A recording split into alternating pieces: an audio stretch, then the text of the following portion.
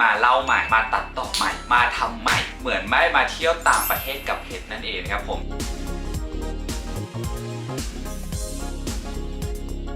พร้อมเล่นไหม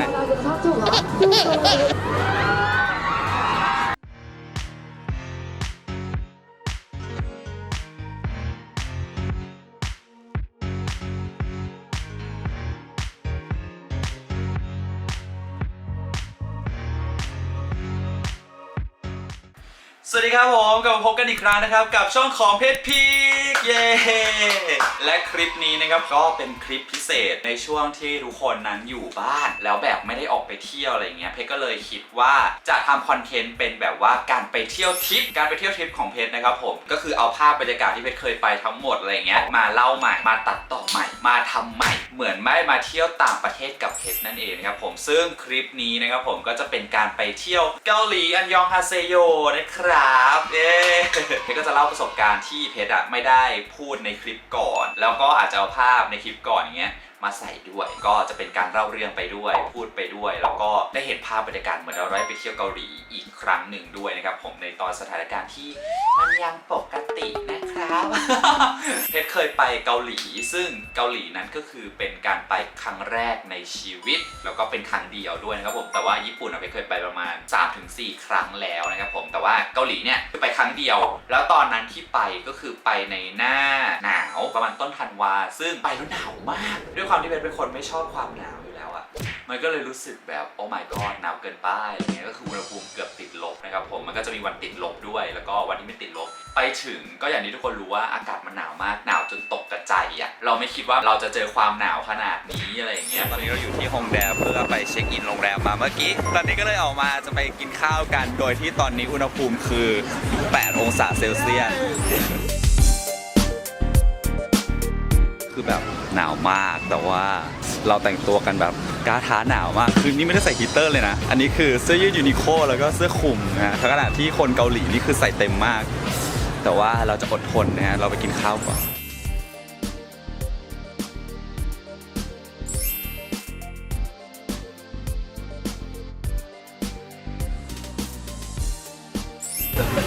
ถ้าคือปกติอ่ะไม่ค่อยชอบกินอาหารเกาหลีแบบ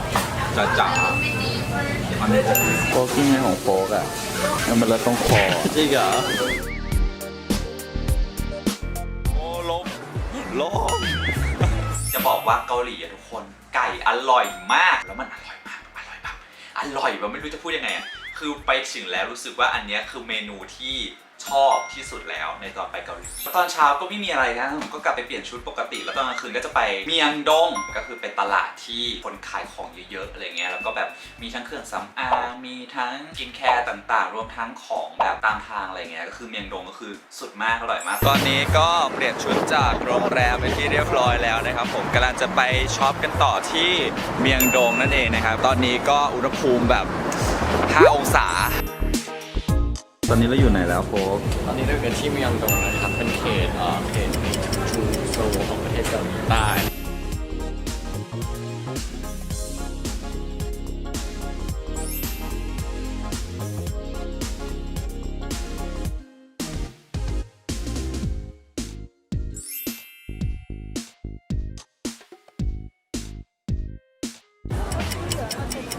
โอ้เพราะว่าส้มกับถั่วแดงมันไม่เข้ากัน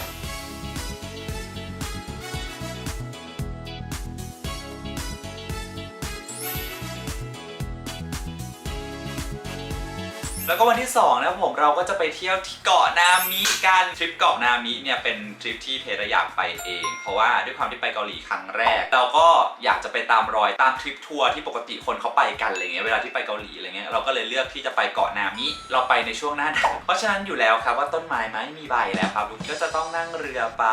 ก็เป็นประสบการณ์ที่สนุกดีถ้าเกิดคนชอบธรรมชาติก็จะรู้สึกว่าที่นี่คือแบบอุ้ยมันสวยงามมาก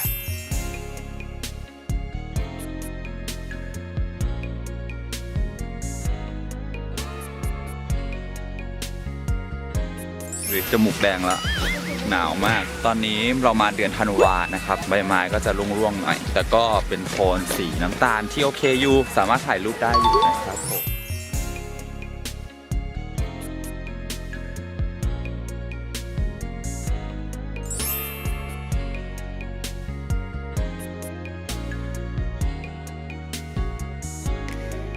ถ้าเกิดจะมาเกาะนามิก็ควรมาในช่วงแบบฤดูใบไม้ผลิหรือว่าหิมะตกไปเลยก็คือช่วงกุมภาพันธ์ไปเลยนะครับผมมันเป็นเกาะเหมาะสำหรับการถ่ายรูปโดยเฉพาะแต่ว่ามันก็จะมีบางมุมที่แบบมันเป็นมุมไฮไลท์ไงคนก็จะเยอะก็จะแบบอาจจะถ่ายรูปยากนิดนึงแต่ว่าตอนนั้นก็คือใช้ความพยายามอย่างมากมายในการถ่ายรูปแล้วก็ได้รูปที่ดีนะครับผม ในวันที่ 3 เราไปที่หมู่บ้านบุกชอนฮันโนะเป็นหมู่บ้านเก่าแก่ของเกาหลีก็จะเป็นแบบบรรยากาศสวยๆสวยแบบสวยจริงอันนี้สวยมากแต่ตอนนั้นที่ไปก็คือเช้ามากตอนนี้อุณหภูมิอยู่ที่ประมาณ-5นะครับ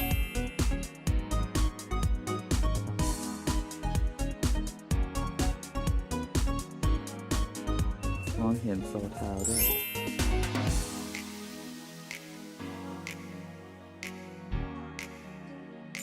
จะบอกว่าสิ่งที่ไปเกาหลีในช่วงนั้นน่ะอุปกรณ์ที่ต้องพกตลอดก็คือถุงร้อนทุกคน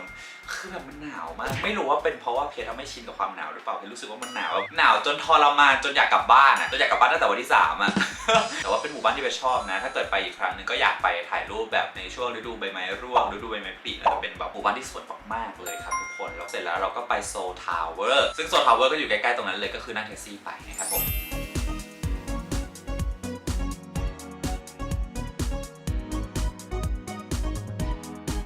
มันจะมีให้เลือกนะครับผมระหว่างนั่งกระเช้ากับเดินขึ้นซึ่งถ้าเดินขึ้นก็เหมือนเราแบบขึ้นวัดดอยสุเทพอะไรประมาณนั้นนะ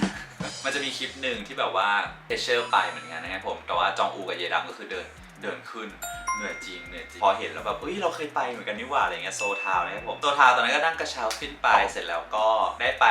คล้องกุญแจทุกคนรู้อยู่แล้วว่าจะต้องไปคล้องกุญแจ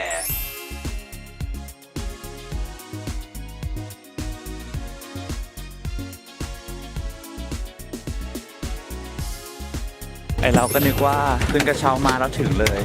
เปล่าเดินต่อจ้ะจะเป็นบริเวณที่คนส่วนใหญ่คล้องกุญแจกันนะครับผมเดี๋ยววันนี้ก็เดี๋ยวจะพาไปดูกันว่ามันมีตรงไหนบ้างนะ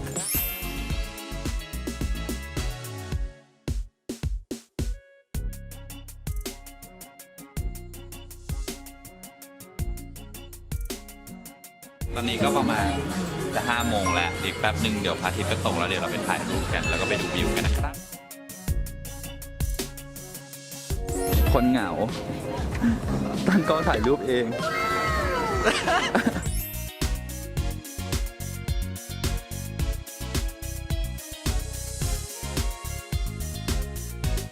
เราไปเกาหลีนะครับผมสิ่งที่สำคัญเราก็ต้องไปช้อปปิ้งนะครับเราก็ไปช้อปปิ้งของแบรนด์เนมก่อนที่อัปกุจองซึ่งอัปกุจองก็จะเป็นสถานที่ที่สำหรับแบบว่าซื้อของแบรนด์เนมต่างๆก็จะเป็นแบบพวกช็อป Chanel ช็อปแบบ MCM เป็นแบรนด์ไฮเอ็นด์ทั้งหมดอะไรนี้ก็จะอยู่ในย่านนี้ทั้งหมดเลยมีเป็นตึกเลยตึก Chanel สวยมากตอนที่ไปอ่ะเพราะว่ามันเป็นช่วงคริสต์มาสใช่ปะเขาก็จะแต่งแบบธีมคริสต์มาสอ่ะเราก็แอบรู้สึกโชคดีที่เราได้ไปในธีมคริสต์มาสเพราะว่าเมืองทุกอย่างคือสวยมาก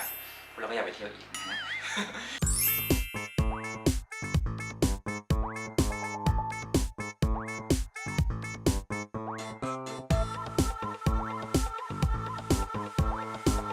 พอไปอัพกุจองเสร็จแล้วก็จะไปที่การโรสุกิวนะครับผมซึ่งถนนการโรสุกิวเนี่ยมันก็จะเป็นถนนแห่งการช้อปปิ้งเหมือนกันซึ่งจะเป็นถนนเกี่ยวกับเหมือนสตรีทอาร์ตก็จะมีแบบต้นไม้ที่เป็นแบบเอกลักษณ์ก็คือต้นไม้2 ข้างทางถนนเลยแล้วแบบยาวไปเลยคือสวยมากคนเป็นแบบสายมินิมอลซึ่งข้างทางก็จะเป็นร้านค้าที่แอบแต่งสไตล์มินิมอลประมาณนึงแล้วก็เป็นร้านค้าที่แบบเราสามารถเข้าไปช้อปปิ้งได้เลยนะครับ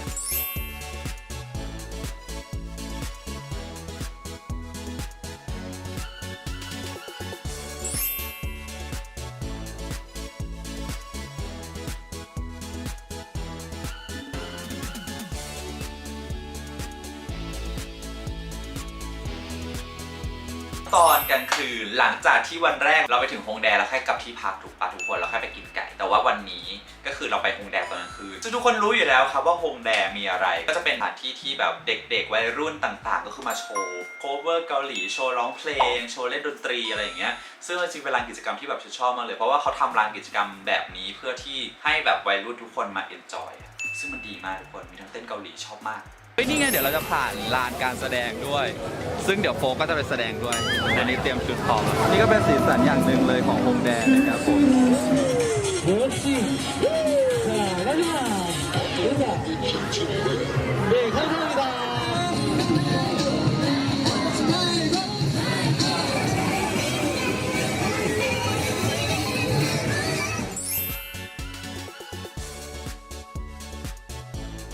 มีโชว์หนึ่งทุกคนตอนนั้นน่ะคนมุงเยอะมากเลยนะแล้วเป็นโชว์ร้องเพลงของผู้ชายคนหนึ่งซึ่งตอนที่เราถ่ายอ่ะเราไม่ได้คิดอะไรเว้ยแต่พอเรามาดูเช็คเทปแล้วว่าหน้าเหมือนยองแจมากหน้าแบบเหมือนมากแล้วเสียงคือพลังมากทุกคนช่วยดูหน่อยนะว่าเขาคือใครอะไรเงี้ยเขาดังในเกาหลีหรือเปล่าเสียงเขาเพราะมากทุกคนแล้วก็แบบคนมุงแบบเยอะมากแล้วเพลงก็ถ่ายมานะครับผมเสียงเขาดีจริง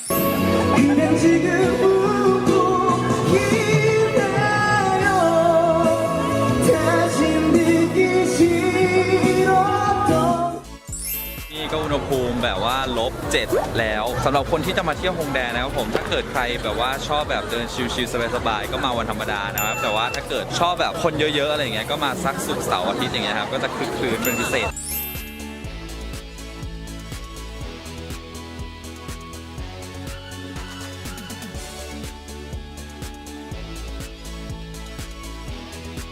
แล้วก็สิ่งที่ขาดไม่ได้ในต่อไปเกาหลีก็คือกินข้าวยำหมูย่างหมูย่างเป็นอะไรที่แบบเข้าคนเกาหลีที่สุดแล้วหมูย่างเนื้อย่างอะไรเงี้ยข้าวยำเกาหลีอร่อยมากอยากไปกินนะ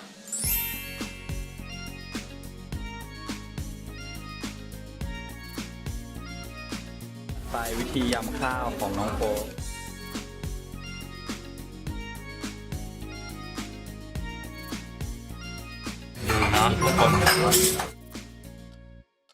และคลิปสุดท้ายที่เราจะไปเที่ยวกันนะครับผมนั่นก็คือเอเวอร์แลนด์นั่นเองนะครับผมนั่นก็คือสวนสนุกจริงๆที่เกาหลีมันก็จะมีลอตเต้เวิลด์กับเอเวอร์แลนด์ใช่ป่ะทุกคนซึ่งลอตเต้เวิลด์ก็จะอยู่ในเมืองหน่อยแต่ว่าเอเวอร์แลนด์ก็คืออยู่แบบชานเมืองมากอะไรเงี้ยตอนนั้นด้วยความคิดเราคิดว่าลอตเต้เวิลด์น่าจะเหมาะกับเด็กเราอยากไปเล่นเครื่องเล่นที่มันเอ็กซ์ตรีมมากขึ้นอะไรเงี้ยเราก็เลยไปที่เอเวอร์แลนด์นะครับผมบรรยากาศการไปเอเวอร์แลนด์ของเพชรคือเพชรชอบมากเลยเพชรรู้สึกว่าเป็นสวนสนุกที่มันดีมันแบบทุกคนต้องลืมภาพสวนสนุกที่ไทยทิ้งไปเลยจ้ะสวนสนุกที่ไทยคือแบบตอนแรกถ้าเราอยู่ไทยเราก็คงคิดว่ามันสนุกแล้วมันก็แบบอลังการประมาณหนึ่งแล้วอะไรเงี้ยถ้าเกิดคุณไป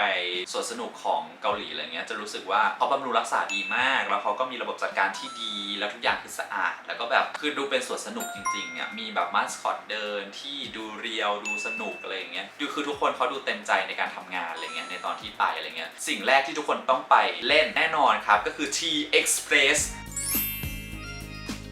แล้วตอนนี้นะครับเราก็มาหยุดอยู่ที่หน้า TX Place ซึ่งก็เป็นเครื่องเล่นที่เรียกได้ว่าโคตรเสียวพร้อมเล่นไหม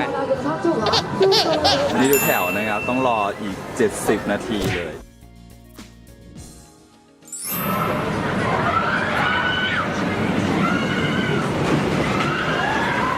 ขอถามความรู้สึกของคนที่มายืนรอครับยังอยากเล่นอยู่ไหมครับไม่ขอออกนะ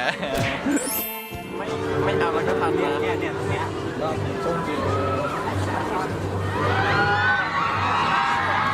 บอกเลยว่ามันน่ากลัวแต่มันก็คุ้มมากคือจังหวะที่แบบรถไฟมันขึ้นไปแล้วลงจังหวะแรกอันนั้นคือแบบที่สุดเหมือนชีวิตจะดับศูนย์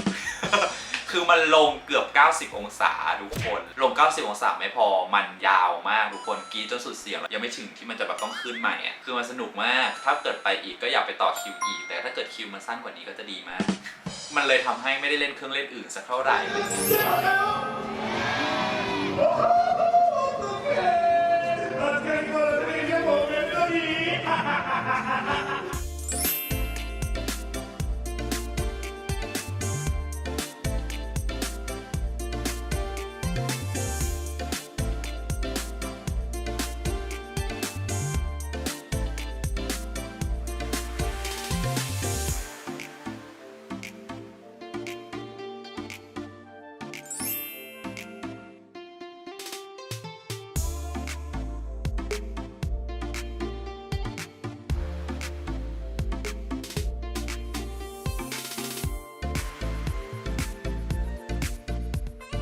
ที่ไปมันคือช่วงเดือนธันวาก็ธีมตกแต่งทุกอย่างก็จะเน้นไฟเนาะนอกจากที่สนุกจะจัดเป็นคริสต์มาสแล้วว่าแต่ละพื้นที่ที่แบบว่าเราอยู่ด้านย่านเมืองต่างๆในเกาหลีอะไรเงี้ยเขาก็จัดธีมคริสต์มาสซึ่งเป็นการจัดธีมคริสต์มาสที่เขาตั้งใจจัดจริงๆไม่ได้แบบว่ามาห้อยไฟเล่นๆแบบอีหยังว่าเข้าใจปะ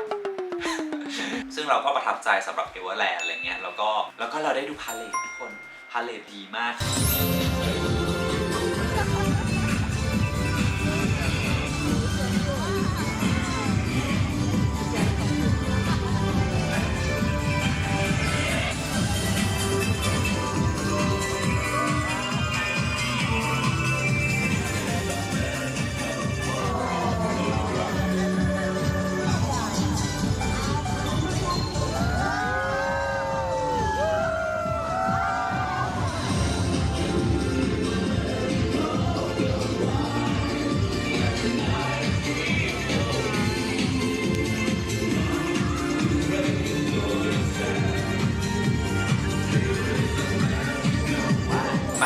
สรรคหนึ่งในตอนไปทริปเกาหลีอ่ะก็คือว่าตอนนั้นนะเพชรยังไม่ได้ใช้กล้องถ่ายวอล์กแบบตอนนี้ตอนนั้นเพชรใช้เป็นกล้อง DSLR จริงๆที่แบบถ่ายรูปอ่ะแล้วถ่ายวิดีโอไปด้วยอะไรเงี้ยมันเลยทำให้แบตหมดเร็วมากด้วยอากาศมันหนาวอ่ะเป็นแบบอุปสรรคอย่างหนึ่งเลยสำหรับการถ่ายรูปณตอนนั้นบวกกับการถ่ายวอล์กด้วยอะไรเงี้ยมันต้องเก็บทั้งถ่ายรูปถ่ายวอล์กเนาะภาพก็เลยน้อยเพื่อที่เราจะได้เก็บวอล์กกลับมาให้ทุกคนได้ดูอะไรเงี้ยนั่นแหละครับก็เป็นประสบการณ์เกาหลีครั้งหนึ่งในชีวิตสำหรับคนที่ยังไม่เคยดูคลิปพาร์ทเกาหลีทั้งหมดอะไรเงี้ยก็มาดูรวมๆคลิปนี้แล้วก็กลับไปดูแบบเต็มๆอยากดูแบบ full stream สามารถย้อนกลับไปดูได้นะครับผมเอาจริงปะพอเราย้อนกลับไปดูอะสกิลการตัดต่อของเราอะมันเปลี่ยนแปลงไปเยอะเหมือนกันนะเมื่อก่อนนะเราตัดต่อแบบอีหยังวะมากอะ แบบกลับไปว่ากูตัดอะไรของกูเนี่ยมันไม่ได้เลยอะบวกกับการเร่งภาพหรืออะไรอย่างเงี้ยตอนเมื่อก่อนอะเพชรตัดด้วย Sony Vegas ตอนนี้เพชรตัดด้วย Premiere Pro มันก็จะแบบเป็นการตัดต่อที่เทคนิคคนละแบบอะไรเงี้ยซึ่งเอาจริงๆถ้าเกิดฟุตยังอยู่ก็อยากกลับมาตัดใหม่ให้ทุกคนดูแต่ว่าสิ่งที่ทำได้ก็คือเป็นแบบนี้ละกันก็คือมานั่งเล่าไปด้วยบวกกับเอาภาพมาย้อนดูให้ทุกคนด้วยนะครับผมหวังว่าทุกคนจะสนุกกับทริปนี้สำหรับการไปเที่ยวทริปที่เกาหลีกับเพชรนะครับผมหวังว่าสถานการณ์จะดีขึ้นแล้วเราจะได้กลับไปเที่ยวต่างประเทศกันได้อีกนะครับผมไม่ต้องถึงต่างประเทศหรอกเราอยากได้ไปเที่ยวแบบออกไปเปิดประสบการณ์เที่ยวในประเทศได้ก็โอเคแล้วนะครับผมคลิปนี้ก็เหมือนพาทุกคนไปเกาหลีอีกรอบนึงนะครับผมถ้าเกิดกระแสดีก็เดี๋ยวคลิปหน้าจะย้อนกลับไปทำคลิปญี่ปุ่นนะครับผมซึ่งพูดญี่ปุ่นแอบตัดยากประมาณนึงแต่ว่าถ้าเกิดทุกคนอยากดูผมจะตั้งใจทำฮะ ก็ขอบคุณนะครับผมทุกคนที่เข้ามาดูคลิปนี้จนจบนะครับฝากกดไลค์กดแชร์กด Subscribe ช่องเพจพีคไว้ด้วยนะครับผมแล้วพบกันใหม่ในคลิปหน้านะครับผมบ๊ายบาย